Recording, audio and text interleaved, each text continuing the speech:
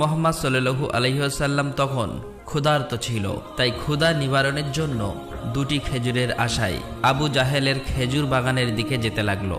শিশু নবী মুহাম্মদ সাল্লাল্লাহু আলাইহি ওয়াসাল্লাম ধীরে ধীরে সেই খেজুর বাগানে হাজির হলেন এবং আবু জাহেলকে সালাম দিয়ে বিনয়ের সঙ্গে বললেন, চাচা যান, আমার খুব ক্ষুধা পেয়েছে, আমাকে দুটি খেজুর দিতে পারবেন? তখন আবু জাহেল তাচ্ছিল্য ভরা চোখে তাকিয়ে বলল, হে মুহাম্মদ, তোমাকে খেজুর দিতে পারি, কিন্তু একটি শর্ত আছে। ওই যে ব্যক্তিটি দাঁড়িয়ে আছে তার কাছে বস্তা আছে, ওইগুলো তুমি মাথায় করে নিয়ে আমার বাড়িতে দিয়ে আসো, তাহলে তুমি খেজুর পাবে। তখন শিশু নবী সাথে সাথে ওই ইহুদি ব্যক্তির কাছে চলে গেলেন। ইহুদি লোকটি তাকে অবাক হয়ে দেখে বললেন, হে বালক মুহাম্মদ, তুমি কি জন্য এসেছো? শিশু নবী মুহাম্মদ সাল্লাল্লাহু আলাইহি ওয়াসাল্লাম বললেন, আমি এই বস্তা মাথায় করে নিয়ে যাব। ইহুদি ব্যক্তিটি বললেন, এই ছোট্ট বয়সে তুমি কি এই বস্তায় নিয়ে যেতে পারবে? শিশু নবী বললেন, নিশ্চয়ই পারবো। অতঃপর শিশু মুহাম্মদ সাল্লাল্লাহু আলাইহি ওয়াসাল্লাম ধুলিমাখা শরীরে মাথায় বিশাল বস্তা নিয়ে হেঁটে চললেন। ছোট্ট ছোট্ট পা, ক্লান্ত দেহ, কিন্তু চেহারায় এক অপার্থিব শান্তি। এবং তার পিছু চলেছে আবু জাহেল এবং সেই ইহুদি ব্যক্তি। কিছুক্ষণ পর সেই বস্তা আবু জাহেলের বাড়ির সামনে এসে রাখলেন। তখন ইহুদি ব্যক্তি এই বস্তা নিয়ে বাড়ির ভিতরের কোণে রেখে দিলেন। তারপর শিশু নবী হযরত মুহাম্মদ সাল্লাল্লাহু আলাইহি ওয়াসাল্লাম বললেন, চাচা যান, আমাকে খেজুর দেবেন না? তখন আবু জাহেল মাত্র একটি খেজুর দিলেন। তখন শিশু নবী হযরত মুহাম্মদ সাল্লাল্লাহু আলাইহি ওয়াসাল্লাম বললেন, চাচা যান, আর একটি খেজুর দেবেন না? এই নির্দোষ চাওয়াই যেন আবু জাহেলের আগুনে ঘি ঢেলে দিল। সে রেগে গিয়ে হঠাৎ করে একটি প্রচণ্ড থাপ্পড় মারল শিশু মুহাম্মদ সাল্লাল্লাহু আলাইহি ওয়াসাল্লামের গালে।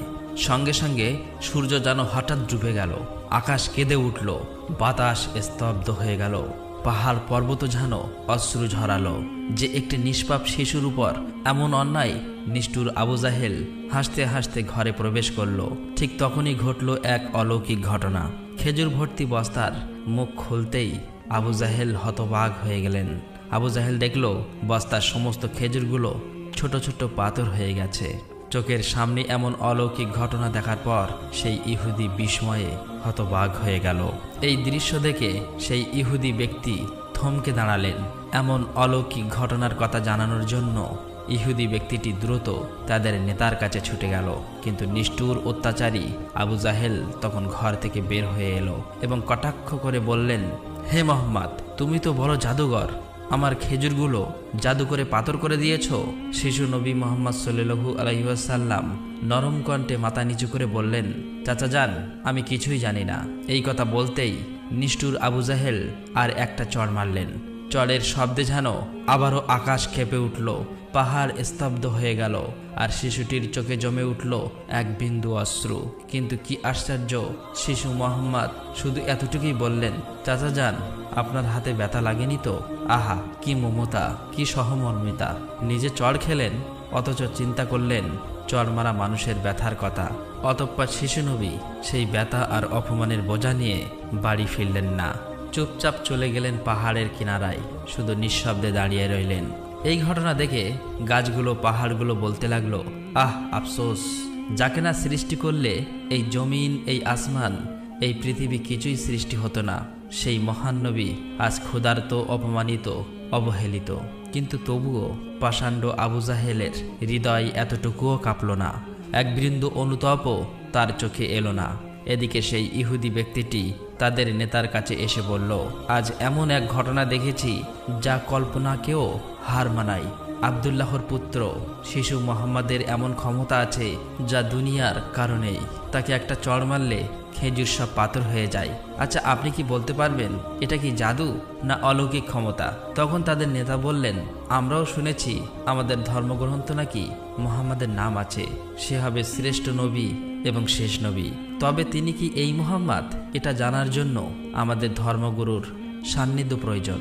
যদি এটা সত্য হয় তবে তাকে আমরা বাঁচাতে দেব না, এই পৃথিবী থেকে সরিয়ে দেব। তোমরাও যাও, আমাদের ধর্মগুরুর কানে এটি পৌঁছে দাও। তখন সেই ইহুদি ব্যক্তিটি আবারও আবু জাহেলের বাড়ির দিকে রওনা হলেন। যেতে যেতে সেই খেজুর বাগানের কাছে উপস্থিত হয়ে দেখলেন সমস্ত খেজুর গাছের খেজুর নেই, সব একেবারে পাথর হয়ে গেছে। এটা দেখে সেই ইহুদি ব্যক্তিটি হতভম্ব হয়ে গেলেন। তিনি আর এক মুহূর্ত দাঁড়ালেন না, খুব দ্রুত আবু জাহেলের বাড়ির দিকে রওনা হলেন। আবু জাহেলের বাড়িতে এসে বললেন, ভাই, আপনার খেজুর বাগানের সমস্ত খেজুরগুলো তো পাথরে পরিণত হয়ে গেছে। এখন এটাকে যদি ফিরিয়ে আনতে না পারেন তাহলে অনেক টাকা ক্ষতি হয়ে যাবে। এটাকে ফেরানোর একমাত্র পথ হলো শিশু মুহাম্মাদের কাছে ক্ষমা চাওয়া। কিন্তু আবু জাহেল ক্ষমা চাওয়ার পাত্র ছিল না। সে ছিল নিষ্ঠুর এবং অতি চালাক। তাই সে চালাকি করেই বলল, ঠিক আছে, চলো আমরা মুহাম্মাদের বাড়িতে গিয়ে দেখি। এই বলে তারা শিশু মুহাম্মদ সাল্লাল্লাহু আলাইহি ওয়াসাল্লামের বাড়ির দিকে রওনা হলেন। শিশু মুহাম্মদ সাল্লাল্লাহু আলাইহি ওয়াসাল্লাম থাকতেন চাচা আবু তালেবের সঙ্গে। চাচা আবু তালেব তখন ঘরে একা। কিছুক্ষণের মধ্যেই আবু জাহেল এসে হাজির হয়ে বললেন, হে আবু তালেব, শিশু মুহাম্মদ কোথা থেকে এমন জাদু শিখেছে? সে তো বড় জাদুঘর। সে আমার খেজুরগুলো সব পাথর করে দিয়েছে। কোথায় গিয়েছে তুমি কি খবর রাখো? তাকে তো খুঁজে পাওয়া যাচ্ছে না। দেখো কোন পাহাড়ের কিনারায় জঙ্গলের বাঘ ভাল্লুকে খেয়ে নিয়েছে কিনা। এই কথা শোনা মাত্রই চাচা আবু তালেব আর দেরি করলেন না, শিশু নবীকে খুঁজতে বার হলেন। এদিকে শিশু নবী হযরত মুহাম্মদ সাল্লাল্লাহু আলাইহি ওয়াসাল্লাম পাহাড়ের কিনারায় বসে কাঁদছে আর বলছে, আজ যদি আমার মা বাবা বেঁচে থাকতো আমার সাথে কেউ এরূপ ব্যবহার করতে পারত না। আমি আজ বড় একা। শিশু নবীর কান্না দেখে জঙ্গলের বাঘ ভাল্লুক হরিণ সেখানে আসলেন। সেই ব্যথায় ব্যতীত হয়ে তারাও যেন কাঁদছে আর বলছে, ইয়া রাসূলুল্লাহ, রহমাতুল লিল আলামিন, এই চর যেন আমাদের লেগেছে। ইয়া রাসূলুল্লাহ, তুমি আর কেঁদো না, এই কান্না আমরা সহ্য করতে পারছি না। অতঃপর কিছুক্ষণের মধ্যেই চাচা আবু তালেব সেখানে হাজির হলেন। এটা দেখার পর তিনি আর কিছুই বললেন না, একেবারে অবাক হয়ে গেল। তখন চাচা আবু তালেব সান্ত্বনা দিয়ে বললেন, তোমাকে এমন কষ্ট দিল, আমি তো আছি। আমি বেঁচে থাকতে কেউ তোমাকে আঘাত করতে পারবে না। অতঃপর শিশু নবীকে নিয়ে চাচা আবু তালেব বাড়িতে চলে এলেন। সেই রাতেই চাচা আবু তালেব আবু জাহেলের বাড়িতে গিয়ে বললেন, তুমি তাকে জাদুঘর বলছো, অথচ সে তো কিছুই চায়নি। সে তো তোমার খেজুর নেয়নি, তোমার বিরুদ্ধে কিছু বলেনি। এই শিশুর চোখে যে অশ্রু ঝরেছে সেই অশ্রু একদিন পাহাড়ও গলিয়ে দেবে। এই কথা বলে তিনি সেখান থেকে চলে আসলেন। এই কথা শুনে আবু জাহেল কোনো জবাব দিল না, কারণ এই শিশুর মধ্যে এমন কিছু ছিল যা সে অনুভব করতে পারছিল কিন্তু স্বীকার করতে পারছিল না। আসলে আবু জাহেল ছিল মিথ্যাবাদী এবং অত্যাচারী। সেই রাতে মক্কার আকাশে এক উজ্জ্বল আলো দেখা গেল। সবাই ভাবল বুঝি কোনো তারা পড়েছে। ফেরেশতারা একে একে নেমে আসলো। এক ফেরেশতা আরেক ফেরেশতাকে বলল, এই শিশুর চোখে পানি দিয়ে একদিন মহা কিতাব নাজিল হবে। এই শিশু হবে শ্রেষ্ঠ মানব তথা শ্রেষ্ঠ নবী, যা সমগ্র বিশ্ববাসীর জন্য রহমত স্বরূপ। এদিকে ইহুদি কাফেররা এই অলৌকিক ঘটনা শোনার পর নবীজিকে হত্যা করার জন্য ষড়যন্ত্র লিপ্ত হয়ে যায়। কেননা তারা চেয়েছিল যে শেষ নবী তাদের বংশের মধ্যে জন্ম হোক, কিন্তু তা হয়নি। তাদের মধ্যে একজন ইহুদি তাদের ধর্মগুরুর কাছে গিয়ে সমস্ত ঘটনা খুলে বললেন। তখন তাদের ধর্মগুরু বললেন, আমি চিনেছি তাকে, সে সেই নবী যার বর্ণনা আমাদের কিতাবে আছে। তার দুটি চিহ্ন রয়েছে, একটি কাঁধে নবুয়াতের মোহর, অন্যটি তার দৃষ্টিতে রহমত। অন্য একজন প্রশ্ন করল, তাহলে আপনি কি ঈমান আনবেন? তখন তিনি চুপ করলেন, মাথা নিচু করলেন, তারপর শুধু বললেন, আমরা চেয়েছিলাম আমাদের বংশে আসুক, তাই আমরা সত্যকে অস্বীকার করব। অন্যদিকে প্রতি বছর চাচা আবু তালেব ব্যবসার উদ্দেশ্যে সিরিয়ায় সফর করতেন। সেদিনও চাচা আবু তালেব সিরিয়া সফরের উদ্দেশ্যে প্রস্তুত হচ্ছিলেন। ঠিক সেই সময় শিশু মুহাম্মদ সাল্লাল্লাহু আলাইহি ওয়াসাল্লাম এসে বললেন, চাচা যান, আপনার সঙ্গে আমিও সিরিয়ায় সফরে যাব। কিন্তু শিশু মুহাম্মাদের কথা চাচা আবু তালেব ফেলতে পারলেন না। অতঃপর পরের দিন ব্যবসার উদ্দেশ্যে শিশু মুহাম্মাদকে নিয়ে চাচা আবু তালেব সিরিয়া সফরের উদ্দেশ্যে রওনা হলেন। এভাবেই চলতে চলতে কয়েক মঞ্জিল পথ অতিক্রম করার পর বাণিজ্য কাফেলা শাম নামক একটি জায়গায় গিয়ে বিশ্রাম নিচ্ছিলেন। সেখান থেকে কিছুটা দূরে খ্রিস্টানদের একটি গির্জা ছিল। সেই গির্জায় খ্রিস্টানদের একজন ধর্মগুরু ছিল, যে সেই জামানার সবচেয়ে মহাপণ্ডিত ছিল। কাফেলা যখন আবারও চলতে শুরু করলো, তখন ওই খ্রিস্টানদের ধর্মগুরু লক্ষ্য করে দেখল কাফেলার সাথে সাথে যে সোজা শিশু নবী আছে তার ঠিক মাথার উপর একখণ্ড মেঘ আছে, তার মাথার উপর ছায়া দিতে দিতে সরে আসছে। এটা দেখে তিনি অবাক হয়ে গেলেন। খ্রিস্টান ধর্মগুরু খুব শীঘ্রই তাদের ধর্মগ্রন্থ পড়ে বুঝলেন নিশ্চয়ই কাফেলার ভিতরে আখিরি জামানার শেষ নবী রয়েছে। তখন তিনি খুব দ্রুত তাদের একজন লোককে ডাকলেন এবং বললেন, তোমরা যাও, ওই কাফেলার সকলকে ডেকে আনো, তাদেরকে আমরা দাওয়াত খাওয়াবো। এই কথা শুনে তারা সেখানে চলে গেল এবং তাদেরকে বলল, প্রিয় ভাইরা, আমাদের ধর্মগুরু আপনাদের সকলেরই দাওয়াত করেছেন, এই দাওয়াত আপনারা কবুল করুন। অতঃপর কাফেলার সকলেই ওই গির্জায় আসলেন। তারপর খ্রিস্টান ধর্মগুরু কাফেলার সকলকে পেট ভরে খাওয়ালেন। অতঃপর কিছুক্ষণ পর খ্রিস্টান ধর্মগুরু আবু তালেবকে বললেন, হে কাফেলার সর্দার, নিশ্চয়ই এই শিশুর পিতামাতা ইন্তেকাল করেছে। আবু তালেব বললেন, হ্যাঁ, আপনার অনুমান সত্য, তারা ইন্তেকাল করেছে। এখন আমি তাকে লালন পালন করি। তখন খ্রিস্টান ধর্মগুরু বলল, এ কাফেলার সর্দার, শুনে রাখো, আপনার ভাতিজা নিশ্চয়ই আল্লাহর শেষ নবী হবেন। তার পৃষ্ঠদেশে মোহরের নবুয়াত খচিত আছে। তার প্রতি তুমি খুবই সতর্ক দৃষ্টি রাখবে এবং তাকে কোথাও একা যেতে দেবেন না। কেননা ইহুদি নাসারাগণ এটা জানতে পারলে, চিনে ফেললে, তারা শিশু মোহাম্মদকে প্রাণনাশের চেষ্টা করবে, এতে কোনো সন্দেহ নেই। তখন চাচা আবু তালেব বললেন, আপনি এই খবর জানেন কিভাবে? খ্রিস্টান ধর্মগুরু বললেন, আমি তৌরাত কিতাবে এই ঘটনার বর্ণনা পেয়েছি। তুমি যাও, তোমার ভাতিজাকে এখানে ডেকে আনো। তখন চাচা আবু তালেব শিশু মোহাম্মদকে সেখানে আনার জন্য চলে গেলেন। কিছুক্ষণ পর খ্রিস্টান ধর্মগুরু দেখলেন আবার একটি কাফেলা রওনা হচ্ছে। তখন খ্রিস্টান ধর্মগুরু সেখানে গেলেন এবং তাদেরকে জিজ্ঞাসা করলেন, আপনারা কারা আর কোথায়, কি জন্যই বা যাচ্ছ? তখন তারা উত্তর দিল, আমরা রোম দেশের সৈন্য। আমাদের বাদশাহ আমাদেরকে পাঠিয়েছে যে দুনিয়াতে নাকি আখিরি নবীর আবির্ভাব হয়েছে অনেকদিন আগেই। আমরা তার সন্ধান করছি, তাকে খুঁজে পেলে হত্যা করে দেব। আপনি কি তার কোনো সন্ধান দিতে পারবেন? তখন খ্রিস্টান ধর্মগুরু বলল, তোমরা বৃথায় তাকে খুঁজে বেড়াচ্ছ। আল্লাহ তাআলা যদি সত্যিই তার শেষ নবীকে দুনিয়ায় পাঠিয়ে থাকেন, তবে তো তিনি নিজেই তাকে হেফাজত করবেন। কারো এমন সাধ্য নেই যে তাকে হত্যা করতে পারবে। অতএব তোমরা আবারও রোম দেশে ফিরে যাও। এই কথা শুনে ওই সৈন্যগুলো ফিরে গেল। এভাবেই সেই দিন অতিবাহিত হয়ে গেল। রাতের বেলা খ্রিস্টান ধর্মগুরু চাচা আবু তালেবকে তাদের গির্জায় ডেকে বলল, হে কাফেলার সর্দার, দেখেছ তো, আমার কথাই সত্য। ইহুদি নাসারাগণ আখিরি নবীর সাথে চরম শত্রুতা পোষণ করে। তারা যদি শেষ নবীকে হাতের কাছে পেয়ে যায় তাহলে হত্যা করার চেষ্টা করবে। অতএব ভাতিজাকে নিয়ে বিদেশে যাওয়া উচিত হবে না, ফিরে যাও। অতঃপর পরের দিন চাচা আবু তালেব আর বিদেশ সফর করলেন না, আবারও দেশের পথে ফিরে আসতে লাগলেন। কিছুক্ষণ যাবার পর পথের মধ্যে একটি ঘোড়া দেখতে পেলেন, কিন্তু সেখানে কোনো মানুষ ছিল না। এটা দেখে তারা সেখানে দাঁড়িয়ে পড়লেন। তারপর দেখলেন একজন মানুষ মৃত অবস্থায় পড়ে আছে। আসলেই এটি ছিল একজন ইহুদি যে শিশু নবীকে হত্যা করতে এসেছিল। কিন্তু আজ সেই শিশু নবী নিজে তাকে বাঁচিয়ে তুলছে, নিজের হাতে পানি খাওয়াচ্ছেন। এভাবেই তাকে বাঁচিয়ে নিজেদের সাথে নিয়ে আবারও পথ চলতে শুরু করলেন। এভাবেই চলতে চলতে তাদের কাফেলা একটি সাগরের কিনারায় এসে উপস্থিত হলেন। সেখানে ছিল একটি জেলে সম্প্রদায়ের বসবাস। তাদের কাফেলা সেখানেই বিশ্রাম নিচ্ছিলেন। কিন্তু ওখানকার জেলে সম্প্রদায় ছিল মূর্তি পূজারী। তারা ছিল কুসংস্কারে আবদ্ধ। চাচা আবু তালেব হঠাৎ করে একটি জায়গায় গিয়ে দেখল একদল জেলে সম্প্রদায় মূর্তি পূজা করছে। তখন তাদের মধ্যে একজনকে জিজ্ঞাসা করলো, প্রিয় ভাইরা, আপনারা এমন করে মূর্তি পূজা করছেন কেন? তখন সেই ব্যক্তি বলল, আমাদের জালে বহুদিন থেকে মাছ ধরা পড়ে না, তাই সমুদ্রের দেবতাকে খুশি করার জন্য এই পূজার আয়োজন করেছি। এদিকে শিশু মোহাম্মদ সাল্লাল্লাহু আলাইহি ওয়াসাল্লাম লক্ষ্য করে দেখলেন একটি বড় মূর্তির সাথে একজন মা ও তার বাচ্চাকে শেকল দিয়ে বেঁধে রাখা হয়েছে, তাদেরকে বলি দেবে বলে। কেননা এই জেলে সম্প্রদায়ের বিশ্বাস ছিল এভাবে বলি দিলে তাদের দেবতা খুশি হবে, তাদের জালে আবারও মাছ ধরা পড়বে।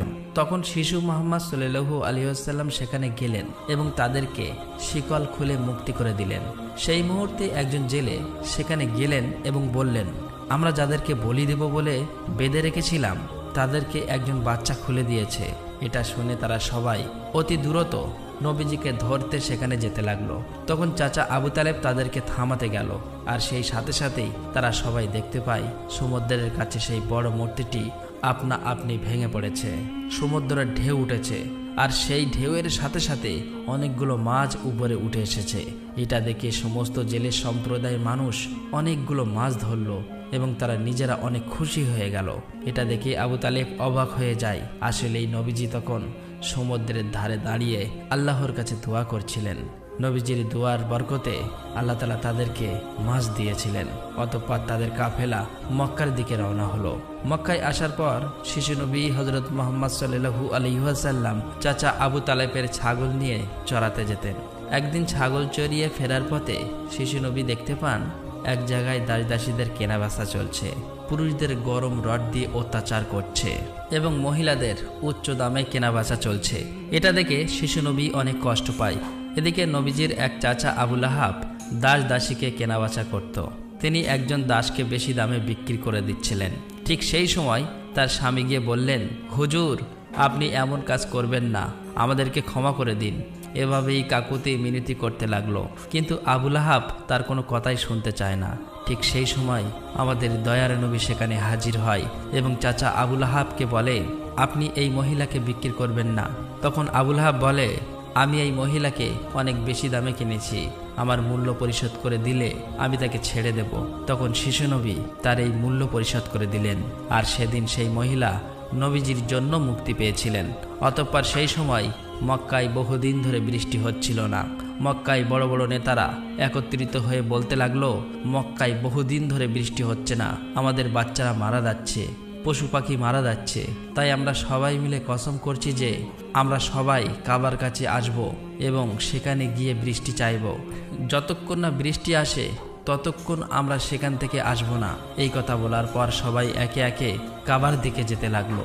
সেখানে চাচা আবু তালেবও যাবে। ঠিক এমন সময় শিশু মুহাম্মদ সাল্লাল্লাহু আলাইহি ওয়াসাল্লাম চাচা আবু তালেবকে জিজ্ঞাসা করলেন, চাচা যান, আপনি কোথায় যাচ্ছেন? চাচা আবু তালেব বললেন, হে মুহাম্মদ, আমাদের মক্কা শুকিয়ে গিয়েছে, বহুদিন বৃষ্টি হয় না, একে একে সবাই মারা পড়ছে, তাই বৃষ্টির জন্য কাবা ঘরের কাছে যাচ্ছি।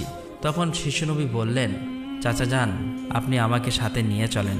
তখন চাচা আবু তালেব বললেন, হে মুহাম্মদ, তুমি এখন ছোট্ট, সেখানে মক্কার বড় বড় নেতারা থাকবে, আমি যদি তোমাকে নিয়ে যাই তাহলে সকলেই আমাকে অপমান করবে। তখন শিশু নবী বললেন, চাচা যান, আপনি আমাকে সাথে নিয়ে চলেন, তারা যদি আমাকে সেখানে থাকতে না দেয় তাহলে আমি চলে আসব। শিশু নবীর মুখে এমন কথা শোনার পর চাচা আবু তালেব তার কথা ফেলতে পারলেন না। আসলে তিনি তাকে খুবই ভালোবাসতেন, তাই তিনি তাকে নিয়ে কাবার দিকে রওনা হলেন। কিছুক্ষণ পর তারা কাবার কাছে গিয়ে হাজির হলেন। দেখলেন কাবাঘরের কাছে মক্কার বড় বড় নেতারা হাজির হয়েছে। আশেপাশের পুরুষ মহিলা সবাই হাজির হয়েছে, কেননা তারা শপথ নিয়েছে বৃষ্টি না আসা পর্যন্ত কাবাঘর আঁকড়ে ধরে রাখবে।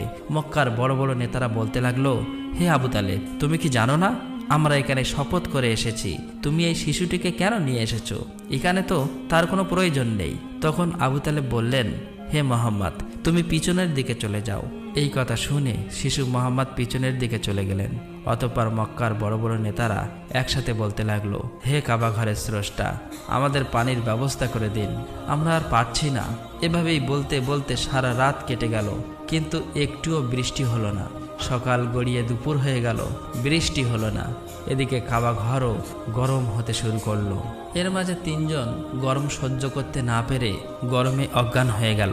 কিছু লোক তাদেরকে নিয়ে এক জায়গায় চিকিৎসার ব্যবস্থা করলেন। এদিকে একজন চাচা আবু তালেবের পিছনে আঁকড়ে ধরলেন। চাচা আবু তালেব যখন পিছনে ফিরে তাকালেন, দেখলেন শিশু মুহাম্মদ সেখানে দাঁড়িয়ে আছে। অত্যন্ত রেগে গেলেন এবং বললেন, হে মুহাম্মদ, তুমি এখানে কেন এসেছো? তখন শিশু মুহাম্মদ বললেন, চাচা যান, আমাকে আসতে দিন, আমি আসলেই মহান আল্লাহ তাআলা পানি বর্ষণ করবেন। তখন চাচা আবু তালেব বললেন, এখানে এতগুলো মক্কার বড় বড় নেতা আছে, তারা সবাই পানি চাইছে, কিছু হচ্ছে না, আর তুমি এখন এই শিশু বয়সে কি করবে? তুমি চাইলে পানি হবে? এটা সম্ভব? অতএব তুমি পিছনের দিকে চলে যাও। এই কথা শুনে শিশু নবী আবার পিছনের দিকে চলে আসলেন। এদিকে পুনরায় তারা একসাথে বলতে লাগলো, হে কাবা ঘরের স্রষ্টা, আপনি আমাদের পানির ব্যবস্থা করে দিন। কিন্তু কোনো মতেই বৃষ্টি হলো না। তখন সবাই ক্লান্ত হয়ে এক জায়গায় বিশ্রাম নিচ্ছিলেন। চাচা আবু তালেব পিছনে লক্ষ্য করে দেখলেন আবারও শিশু নবী সেখানে হাজির। তিনি অত্যন্ত রেগে গিয়ে বললেন, হে মুহাম্মদ, তুমি আবার কেন এসেছো? শিশু মুহাম্মদ বললেন, চাচা যান, আমি তো আপনার ঘাম মুছতে এসেছি। এই কথা শুনে চাচা আবু তালেব নবীজির উপর প্রচণ্ড মায়া লাগলো এবং তাকে জড়িয়ে ধরলেন। তখন শিশু মুহাম্মদ আবার বললেন, চাচা যান, আমাকে একটিবার কাবা ঘরের কাছে যেতে দিন, আমি গেলে আল্লাহ তাআলা পানি বর্ষণ করবেন। সেখানে থাকা মক্কার নেতাদের মধ্যে একজন এই কথাটি শুনতে পেল। শিশু মুহাম্মদ চিৎকার করে বলতে লাগলো, হে মক্কার মানুষেরা, চেয়ে দেখো পানি চলে এসেছে। সেখানে থাকা সমস্ত লোকেরা অবাক হয়ে বলতে লাগলো, কোথায় পানি এসেছে? এখানে তো আমরা সবাই গর্বে মারা যাচ্ছি, আর তুমি বলছো পানি চলে এসেছে।